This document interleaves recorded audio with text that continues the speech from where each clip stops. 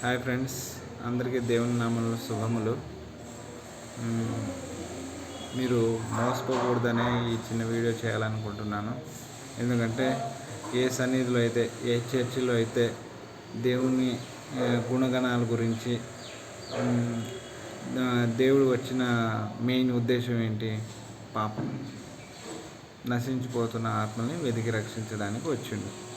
దాని గురించి ఏ చర్చిలో అయితే ఎక్కువగా మాట్లాడతారో, మనిషి పాపం గురించి ఎక్కువగా చెప్తారో, ఆ పాపం గురించి చెప్పినప్పుడు ఈ మనిషి చేసిన పాపం కూడా బయటికి రావాలి. అలా వచ్చినప్పుడే నిజమైన ఆనందం ఆ మనిషికి కలుగుతుంది. ఏదో అద్భుత క్రియలు చేశాడనో, ఆశ్చర్యకార్యాలు చేసిండనో అవి చెప్తే ఏంటంటే వింటారు, వదిలేస్తారు. కానీ నేను చెప్పేది ఏంటంటే, తనలో ఉన్న పాపం స్వభావం బయటకు పోయినప్పుడు అతను కలిగే ఆనందం పట్ల వాడు మంచి హ్యాపీగా ఫీల్ అవుతాడు, తన పద్ధతిని మార్చుకుంటాడు.